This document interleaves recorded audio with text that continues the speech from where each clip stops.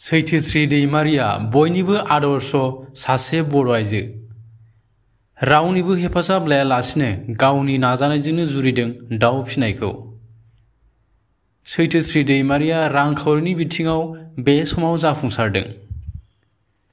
उदालगुरि जिल्लानि डिमाकुसि 2 नं सनाजुलि गामिनि माइकेल दैमारिनि बिसि सैथोश्री दैमारिया लकेल दाउ फिसिनानै रांखान्थि बिथिङाव गोख्रों जानो हादों। बेजोंनो नखरनि गासैबो आंखालखौबो सुफुंनो हादों। 2 बोसोरनि सिगां जागायजेननायाव 100 लकेल दाउ फिसिनानै आथिखालाव बिदै दैनाया 250 मा आरो गोदान जोख्लि दाउआ 110 मा दं। दासान्दि सैथोश्रीया सानफ्रोमबो 60 निफ्राय 70 गर दाउदै मोनो। समफारिखौ गोरोबहोनानै गिदिर उन्दै फिसिबोदों। रावनिबो ट्रेनिं लायालासिनो 2 बोसोरनि सिगां दाउ फिसिनायखौ जागायदों। हेफाजाब होबोदों फिसाय माइकेल दैमारियाबो। बिलाथि दाउनिख्रुइ जायगानि दाउनि बेरामा खम जायो। बेरामनि इन्जेक्सनखौबो सैथोश्रीया गावनो होयो। न'आवनो उदाङै जे सोंथेना दाउखौ फिसिनो हायो। बाङाय केपिटेलजोंनो लकेल दाउ फिसिनायखौ जागायजेननो हायो। अमा बादिनो दाउजोंबो गोबां रां आरजिनो हायो। समखौ ओरैनो हगारालासिनो बर' बिमा आइजोफ्रा दाउखौ बेदर आरो बिदैनि थाखाय फिसिनो हायो। बाजारनि थाखाय जिंगासिनो गोनां जेबो गैया। बाजाराव लकेल दाउदैनि जोबोद आंखाल। आथिखालाव फायखारिनि दैसेयाव 100 राङै फानहरो। न'आवनो बायग्राफ्रा लांफैयो।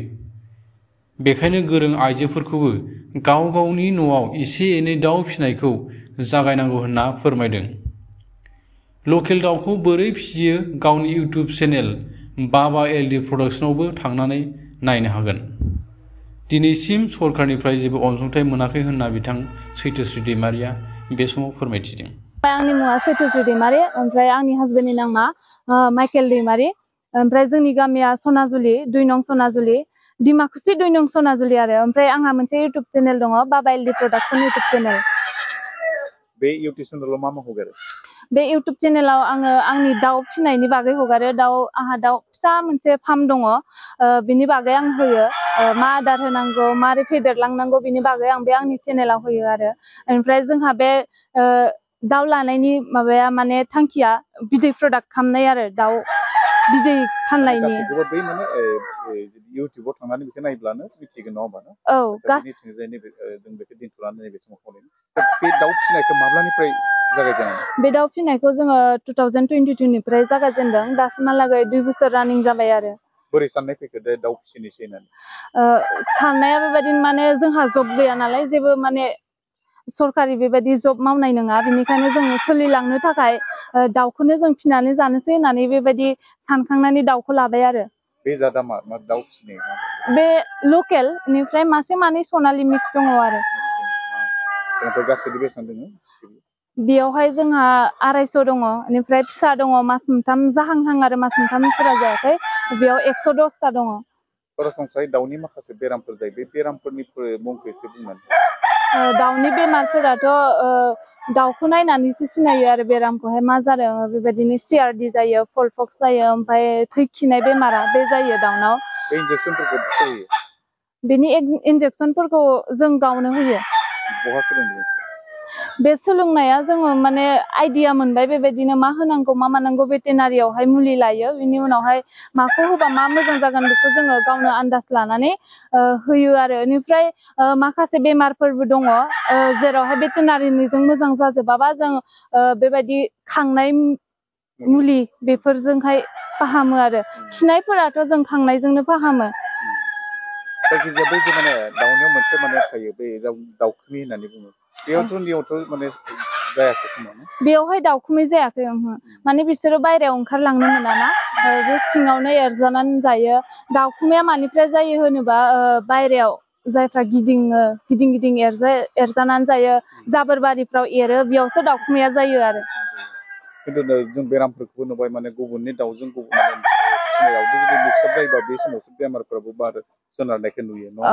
खिन्थु जों नुबाय नोंथाङा जिहेतु बाउन्डारि खालामनानै बेहाय होदों। बेनिफ्राय बाहेरायाव थांनो मोना बिसोरो? बाहेरायाव थांनो मोना।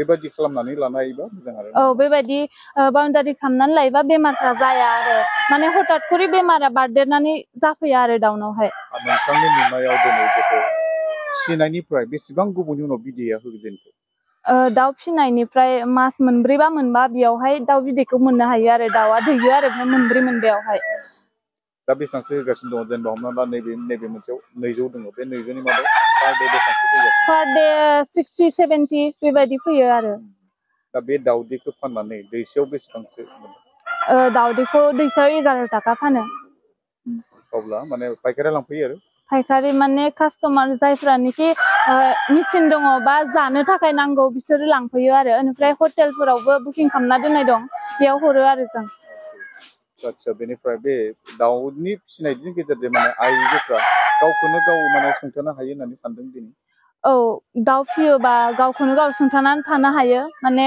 जों आइजोफोराथ' बेबायदि अमा दाउ फिनानै बर' आइजोफ्रा सोलिखायोना ओमफ्राय बेखायनो जेनेबा दाउफोर फियोबा न'खरखौ जों सोलायलांनो हायो फिसा फोरोंनायाव बा फिसानो माबा बुस्थु नांगौ बेयावहाय नांगौखिनिखौ जोङो मोननो हायो आरो दाउ फिनानै जों नुबाय दिनै बांसिन माने नोंनि समान बैसोनि बिमाफ्रा खिन्थु माने गथ'फोरखौ फरायसालियाव लांनानै खिन्थु टाइमखौ बिराद वेस्ट खालामो फुङाव थांफाबाय एकदम माने हगारनाय समसिम बिथिं जिरायबाय थायो दा बिथांमोननिसिम मा खावलायगोन दा जिहेतु नोंथाङाबो जिहेतु गथ' माने खुदिया दङ दिनै फरायसालियाव थाङो दा बिदिखौ दिनाबो जिहेतु नोंथाङा बेहाय बेस्थ' थादों बिथांमोननि थाखाय जायफोरानोखि जेनेबा गोजाननियाथ' थानो गोनां जाखायो नालाय खाथियाव थानायफोरा जायफोरा स्कुला खाथि बिसिना माने दोननानै फैनानै बिराद खामानि मावनो हायो आरो दाउ फिनायावहाय जेनेबा समखौ नों हगारनो हायो मोनसे बेस्थ' थायोबासो जेनेबा सोलिलांनो थाखाय हायो नालाय गावनि सोलिलांनायनि थाखाय जोङो मोनसे खामानियाव बेस्थ' जानानै थानांगोन ना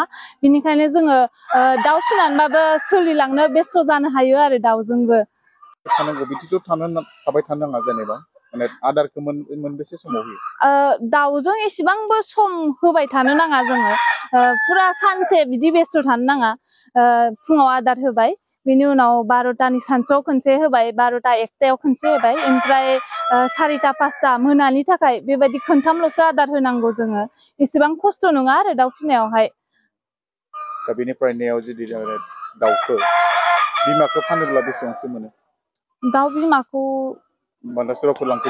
बिमाखौ जों हरखाया दाउलाफोरखौ फानो आरो जोङो बिमाखौ जोङो माने बिदै प्रडाक्टनि थाखायसो लादों नालाय बिदैनि थाखाय लानायखाय जों दाउ बिमा फाना दाउलाफोरखौ फानो आरो